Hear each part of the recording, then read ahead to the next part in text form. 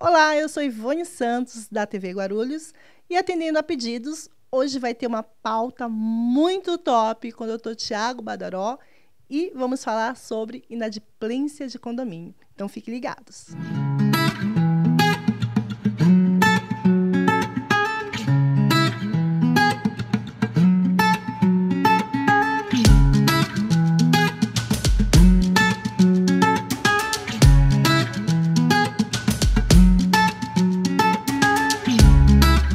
O programa Bastidores dos Famosos, um programa feito para você ficar antenado no mundo da moda, da beleza e nas notícias do dia a dia.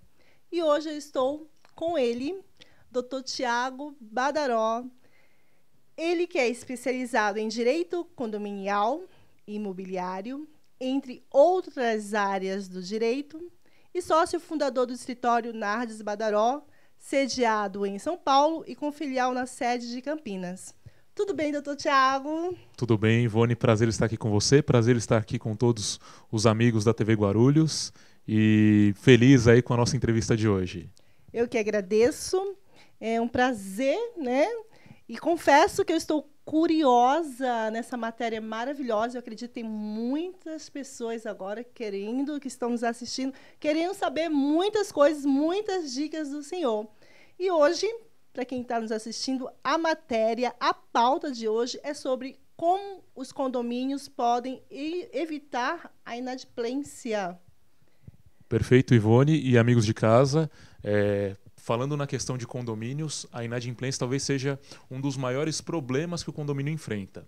Uma vez que, quando o condomínio deixa de pagar a taxa condominial, ele acaba prejudicando o condomínio, que deixa de receber os valores para arcar com os custos de funcionário, arcar com os custos de manutenção do condomínio, pinturas, enfim, a vida do condomínio ela começa a enfraquecer a partir do momento que ele não tem o caixa para minimamente pagar as contas ordinárias que precisa, desde água, luz e outras coisas que são triviais ao condomínio. Então a inadimplência é uma coisa séria no condomínio e a gente sempre tenta conscientizar os condôminos para que não cometam a inadimplência, né? Óbvio que a gente não consegue trazer isso de forma mais efetiva, mas sempre a gente auxilia que os condôminos ou recomenda que os condôminos, na medida do possível, cumpram com as suas cotas condominiais. Doutor Tiago, eu vi que o senhor é palestrante, né? E vive pelo Brasil aí dando dicas sobre condomínios, sobre inadimplências. Porém, você tem uma formação muito ampla. Fala um pouco da tua formação acadêmica. Legal, Ivone, obrigado. Aliás, por me permitir expor essa questão que eu acho importantíssima para os profissionais que trabalham na área de condomínio. Apesar de hoje o nosso foco de trabalho, né, enquanto advogado, ser a área condominial, né, nós prezamos muito pela interdisciplinaridade, ou seja, o conhecimento de várias áreas para que você consiga chegar num resultado prático mais efetivo, né? Então, eu tenho pós-graduações em algumas áreas do direito, além da área imobiliária, porque o condomínio ele não vive só de um problema, né? Ele tem vários problemas. Então, tem problemas em contrato, problemas trabalhistas, problemas no dia a dia entre condôminos. Então, você ter o profissional que trabalha na área de condomínio, seja o advogado, seja o engenheiro, seja o arquiteto, enfim, qualquer outro, tem que sempre pensar na interdisciplinaridade. Penso mais na questão do advogado, uma vez que ele lida mais com problemas do condomínio. Então, ser interdisciplinar é você ter acesso a mais soluções, mas a gente sempre recomenda que qualquer profissional que atue na área condominial ele tenha esse perfil interdisciplinar. Primeira pergunta. Vamos falar um pouco de conscientização. Eu gostaria de saber sobre a importância de arrecadar a taxa para o condomínio. Perfeito, ótima pergunta, inclusive. Quando o condomínio ele arrecada de forma natural e correta a taxa condominial, como eu falei no comecinho, é permitido que ele consiga pagar as contas do condomínio. Então, o condomínio às vezes tem funcionário, quando não tem funcionário, às vezes se vale de uma empresa terceirizada que precisa ser paga. tanto a empresa quanto o funcionário, os encargos trabalhistas daquele funcionário que é contratado. A gente pensando um pouco mais além, a manutenção do condomínio, então a limpeza, algumas áreas que conta com a parte de jardinagem, então um jardineiro que vai fazer a manutenção. Uma coisa, Ivone, que as pessoas não prestam atenção, mas a contribuição correta da taxa condominial permite a valorização imobiliária. Olha que interessante. A partir do momento que o condomínio está fluindo de forma correta, está bem cuidado, os pagamentos estão sendo feitos de forma correta, o funcionário está recebendo direitinho, os prestadores de serviço estão recebendo direito, as manutenções estão sendo feitas, o resultado disso é a valorização imobiliária. Veja, se a gente pensar num cenário em que um condomínio não recebe de forma correta a taxa condominial, acaba devendo, fica largado às traças, aí como o pessoal fala, eu dificilmente tenho dificuldade ou dificilmente conseguirei alugar uma unidade naquele condomínio, terei dificuldade de vender a unidade condominial ou fazer qualquer outro tipo de comercialização ou movimento. Às vezes dá até vergonha de trazer um amigo dentro do condomínio de tão mal cuidado que o condomínio está. Em contrapartida, se a gente pensar num condomínio que está bem cuidado, tem uma fachada bem arrumada, todos os funcionários trabalhando de forma correta, orgânica, sem nenhum tipo de deficiência aí, e todo mundo estimulado porque recebe-se bem, ou recebe-se de forma correta, trabalha-se com tranquilidade, porque sabe que no fim do mês a arrecadação vai ser feita de forma normal. Aí fica um condomínio que funciona corretamente, bem arrumado, bem organizado, e como eu falei, acontece a valorização daquele imóvel. Facilidades para você vender, facilidade de alugar, porque todo mundo gosta de morar num lugar bonito. Doutor Tiago, e como criar oportunidades de acordos, tanto para o condomínio e para o condômino? Perfeito. Vejam a consciência que a gente criou sobre a questão da taxa condominial, né, Ivone? Importantíssimo. Hoje depende muito da gestão do condomínio, né, depende muito do síndico e administradora, a questão da quantidade de inadimplência que pode acontecer. Então, às vezes tem um síndico que ele é mais proativo, uma administradora que é mais proativo, fica em cima do inadimplente, tende aquele condomínio a ter uma taxa de inadimplência um pouco menor.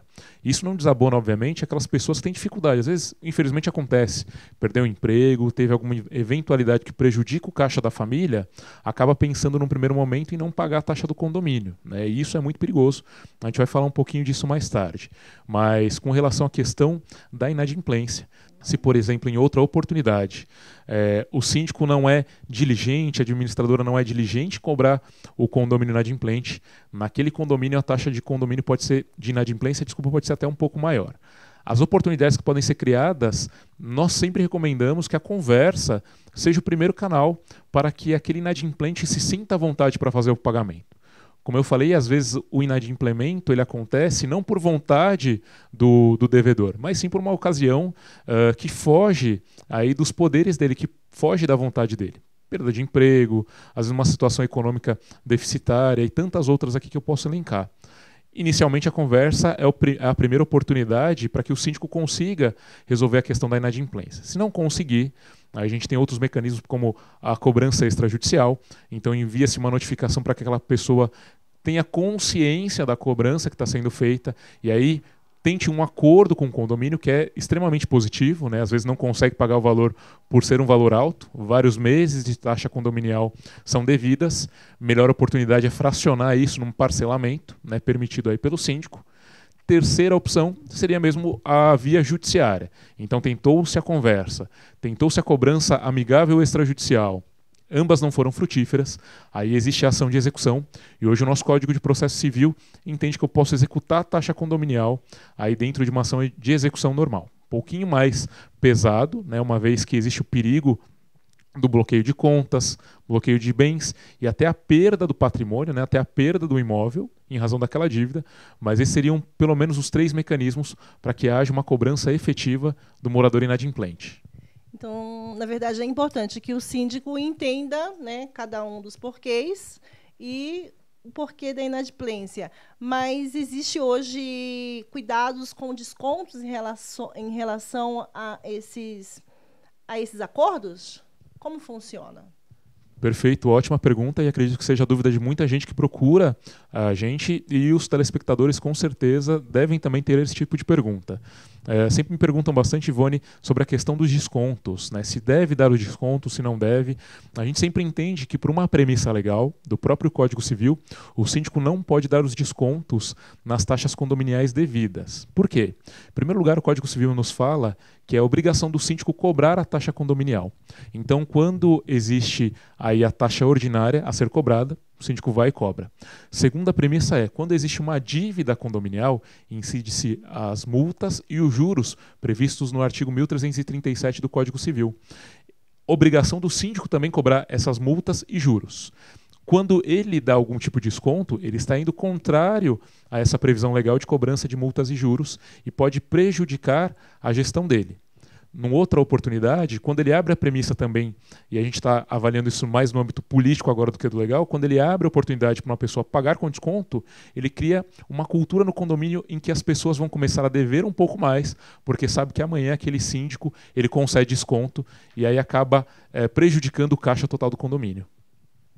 Então, dependendo do caso, é quase impossível o síndico resolver tudo sozinho. Então, ele pode procurar ajuda especializada de uma empresa? Perfeito. Hoje existem empresas que trabalham no sentido de fazer a cobrança efetiva da taxa condominial, né? A empresa ela entra no condomínio com o intuito de tomar para si aquela cobrança. Ressalvada aí qualquer tipo de postura que os profissionais da área têm hoje, né, nós entendemos que o síndico ele pode se valer desse auxílio, sim. O único cuidado que a gente dá é na forma de contratação dessas empresas. Então, se o contrato ele for um contrato de prestação de serviço que auxilia o síndico na cobrança, tudo bem, perfeito. Se tiver algum tipo de prejuízo, aí, por exemplo, a gente pede para que isso seja reavaliado, para que o condomínio não sofra nenhum tipo de prejuízo na contratação da empresa de cobrança. Doutor Tiago, infelizmente, a solução extrajudicial pode ser infrutífera e o único caminho é entrar com uma ação contra o devedor? Sim, Ivone, e pessoal de casa, né? Hoje a gente bate bastante na tecla de que tentem sempre que possível resolver a questão da taxa condominial de forma mais amigável possível, porque hoje o processo de execução de cobrança da taxa condominial ele é muito pesado. Né? Então, se há uma dívida, e a gente sempre entende e sempre trabalha no sentido de demonstrar que o condomínio não pode ser uma máquina de cobrança desenfreada de condôminos. Né? O síndico ele tem que ter o coração de entender a situação daquela pessoa, mas muitas vezes a cobrança extrajudicial não serve, não consegue, e o condomínio, infelizmente, não pode ficar sofrendo aquela deficiência de caixa. Passo seguinte é entrar com uma ação de execução contra aquela pessoa, e o detalhe é que, infelizmente, a ação ela é uma ação pesada, como eu falei. Então, se a pessoa não pagar no âmbito judicial num primeiro momento, bloqueiam-se as contas, né? O juiz pode pedir o bloqueio de contas, bloqueiam-se os bens, como os automóveis e outros bens que a pessoa tem. E, por último, no último caso, penhora-se o imóvel da pessoa. Hoje o judiciário, inclusive, entende que não mais existe a premissa do bem de família. Então, naquele caso específico de dívida, se a pessoa só tem aquele bem e não conseguir pagar a taxa de condomínio, entrou com ação judicial, não conseguiu penhorar a conta, não achou nenhum automóvel para ser penhorado, no final das contas, ela pode ter aquele patrimônio executado e perdendo, às vezes, o único patrimônio que ela tem exatamente em razão de uma dívida. Tá? Então, perigoso. No caso, quem não paga o condomínio pode perder o apartamento? Existe esse risco? Existe, e é algo que a gente tenta de forma reiterada demonstrar para os condôminos, né? Como eu falei, hoje o STJ já tem um entendimento que não existe mais a premissa do bem de família, então a dívida condominial ela está prejudicando aquela coletividade de condôminos. O direito da coletividade ele é superior ao direito individual do morador. Então veja, a partir do momento que a pessoa sofre uma ação judicial, tenta se bloquear os bens, os ativos financeiros em banco, não consegue. Tenta, de repente, penhorar um carro, não consegue localizar o carro ou qualquer outro bem imóvel que a pessoa tenha, a última oportunidade é a execução do próprio imóvel dela. Então é muito perigoso isso, e às vezes é engraçado, Ivone, e colegas de casa, que as pessoas deixam sempre a taxa condominial para ser paga por último. Paga a conta de água, luz, internet para não ficar sem a rede social e acabam deixando por último a taxa condominial. Não façam isso, é muito perigoso. A gente fala para sempre privilegiar a taxa condominial, e aí as outras têm que ser pagas, mas ainda em caráter secundário, porque a cobrança delas é menos pesada do que uma cobrança de condomínio. doutor Thiago, qual o valor da multa? Perfeito, Ivone. Hoje o Código Civil nos fala que a multa para inadimplência tem que ser de 2%, salvo previsão em convenção. Ainda assim, nós entendemos que 2% de multa é interessante para que não sobrecarregue o condômino devedor. Como eu falei para vocês, o condomínio não pode ser visto como uma máquina de arrecadação, né? Tem que ter o coração para entender que, de repente, em determinada oportunidade da vida, aquele condomínio não consegue pagar a taxa condominial. Então, respeitando os limites legais dos 2%, é muito conveniente que essa multa seja aplicada aí em caráter legal para que a pessoa não sofra uma penalização pesada pela inadimplência. Eu tenho uma dúvida minha. Eu gostaria de saber se um condômino deixa de pagar, os outros pagam por isso? A taxa dos outros ficam maiores? Perfeito. A inadimplência, Ivone, muito boa pergunta, ela é a causa do aumento das taxas condominiais. Então, por exemplo, boa pergunta aqui da Ivone. Se eu devo uma taxa condominial, no final do mês o condomínio tem que ter uma arrecadação X. Vamos colocar aí uma arrecadação de 5 milhões. Por mês, que serve para pagar os funcionários, que serve para manutenção do condomínio, serve para limpeza, serve para o fundo de caixa e tudo que o condomínio precisar no mês. Contas de luz, água e outras contas do condomínio. E eu digo condomínio estrutura. A partir do momento que existe uma deficiência na arrecadação, uma pessoa deixa de arrecadar, outra pessoa, infelizmente, quem tem que recompor esse caixa são os outros condôminos. E isso causa até uma insatisfação quando existe uma inadimplência, porque esse condômino acaba, infelizmente, ficando mal visto perante os demais, né? A gente sempre fala para que seja preservado aí, o segredo na hora da confissão de quem está devendo, né? De forma sutil, falar da inadimplência, mas sem expor nenhum tipo de morador. Esse é um cuidado que o síndico tem que tomar. Mas é fato que se há uma inadimplência, há um prejuízo de caixa, e quem vai suportar esse prejuízo de caixa vão ser todos os outros moradores. Meu Deus. E quanto tempo prescreve a dívida do condomínio? Perfeito. A dívida do condomínio ela prescreve a cada 5 anos, né? Então, o síndico ele tem a obrigatoriedade de cobrar sempre o quinquênio daquela dívida. Passados 5 anos, aquela dívida ela não poderá mais ser pleiteada, ou se for pleiteada, poderá ser reconhecida como prescrita no judiciário. Então, perigoso o síndico que demora, às vezes, para cobrar muito tempo uma determinada dívida de condomínio, porque passados 5 anos, aquele 5º ano, ele já se perde e não pode ser mais pleiteado.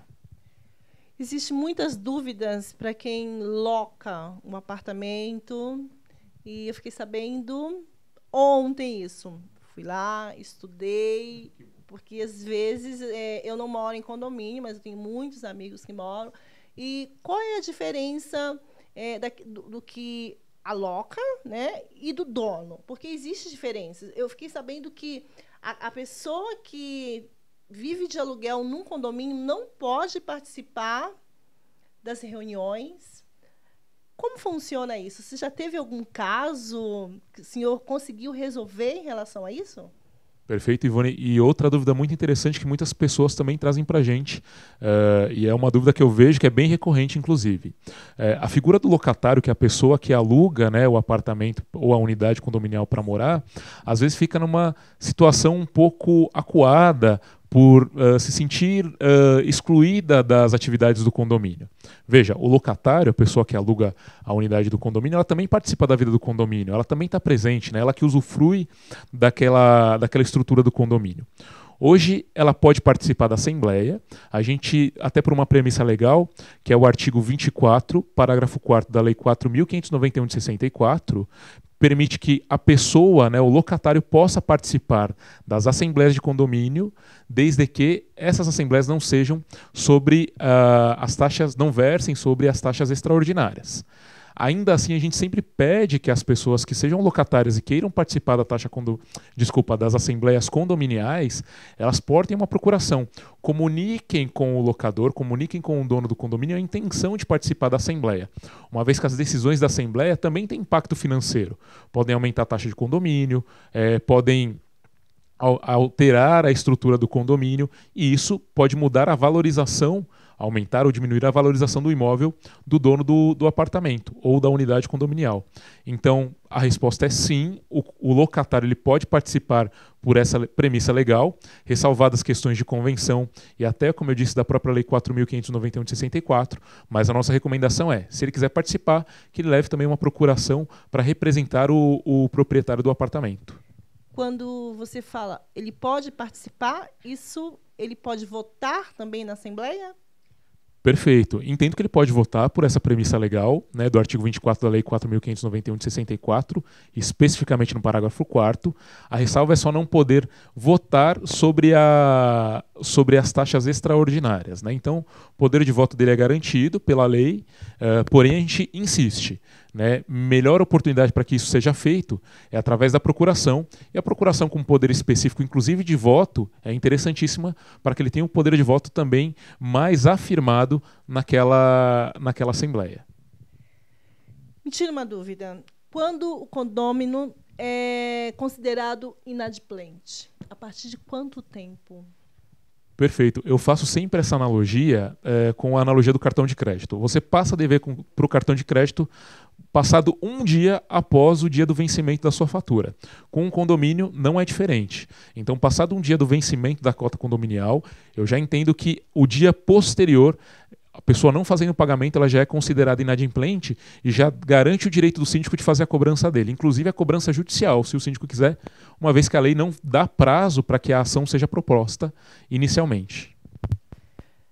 Me dá dicas, vai, doutor. Doutor muito inteligente, muito obrigado. Eu estou aprendendo muito. Eu acredito também que quem está nos assistindo agora está super ligado. Olha, fiquem ligados. Depois vai ter mais matérias com o doutor Tiago sobre condomínios, outras pautas, outros assuntos. E eu gostaria, doutor Tiago, que o senhor desse dicas, né, para diminuir a inadimplência. Perfeito.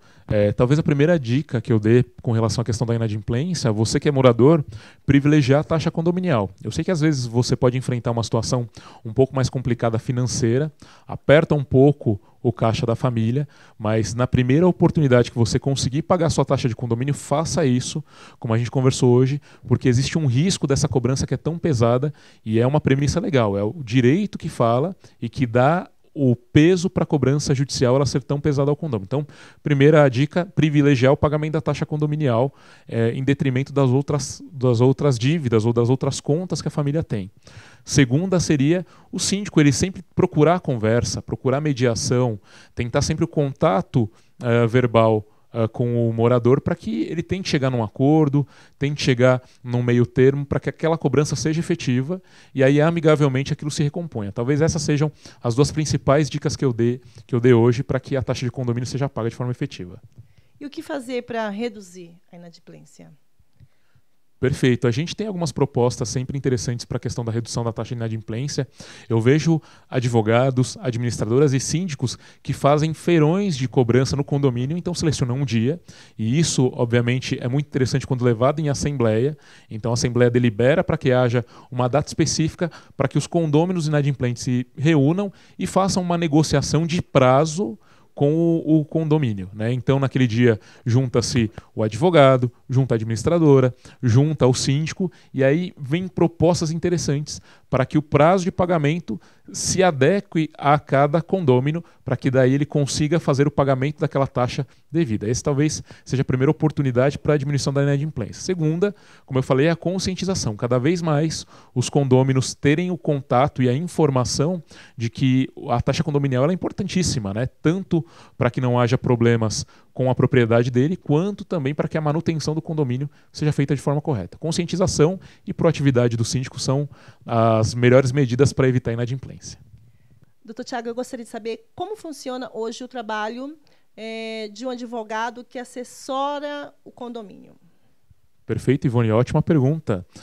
Hoje o advogado que assessora o condomínio, a gente bate na tecla da importância do condomínio ter o seu próprio advogado praticamente para tudo, né? O condomínio ele exerce diversas atividades que têm impacto jurídico. E esses impactos jurídicos, das duas, uma, pode trazer algum benefício econômico para o condomínio ou pode trazer algum tipo de prejuízo econômico para o condomínio. Independente disso, quem responde é o síndico depois na Assembleia de Prestação de Contas. Então o advogado ele serve tanto para análise de contratos, né? O condomínio contrata empresa terceirizada, contrata prestadores de serviço de limpeza, manutenção, segurança, análise de contrato para saber se esse contrato prejudicará o condomínio no futuro, questões trabalhistas também que acontece bastante, então muitas vezes o síndico ele tem dúvidas sobre questões trabalhistas, melhor consultoria quem pode que dar é o advogado. Uma ação trabalhista que tem contra aquele condomínio também, um advogado que vai fazer a defesa. O advogado trabalha bastante na área preventiva do condomínio, então as assessorias, consultas de qualquer problema que o síndico tenha e que tenha um impacto jurídico, o advogado pode auxiliar. E aí, como eu falei, o síndico ele vai estar se blindando com a assessoria jurídica dele, do condomínio, para que não cometa nenhum tipo de equívoco que possa resultar aí em impacto financeiro. E no ordinário, obviamente, as defesas em ações, então as próprias cobranças judiciais e tudo que for pertinente à justiça, o advogado pode auxiliar normalmente. Quando há falecimento do dono do apartamento, como que fica a inadimplência em relação ao condomínio? Perfeito, Ivone. Outra ótima pergunta. Quando acontece a morte do titular do imóvel, né, ele sendo, de repente, o único dono do imóvel, a necessidade de abrir o inventário dele. Né? Existe essa premissa da abertura do inventário. O conjunto de bens, falando de uma forma mais simplificada, fica responsável pelo pagamento das dívidas, inclusive da taxa condominial. Então, havendo uma dívida daquela pessoa que faleceu, esse conjunto de bens que fica acumulado na hora da abertura do inventário pode ser utilizado por pagamento dessa dívida de condomínio. Então, às vezes ele tem uma conta bancária, na hora da abertura do inventário, o condomínio ele pode se habilitar naquele inventário, explicar para o juiz ou em sede até extrajudicial, né, no âmbito dos cartórios, explicar que existe aquela dívida que foi configurada em razão do condomínio, e aí pleitear a cobrança daquele condomínio para o inventário. No inventário é nomeado um inventariante, né, uma pessoa que fica responsável pela administração dos bens. Ela pode utilizar aí, a depender do caso, essa massa de bens para poder fazer o pagamento da dívida da pessoa que faleceu. Doutor Tiago, eu sei que o senhor viaja o Brasil inteiro dando palestras e eu gostaria de saber como que são as suas palestras. Perfeito, Ivone e amigos de casa que estão nos assistindo. Nós prestamos palestras, né, nós celebramos palestras no sentido de informar e trazer a conscientização de advogados, síndicos, administradoras de condomínio e qualquer pessoa que se interesse pela área condominial.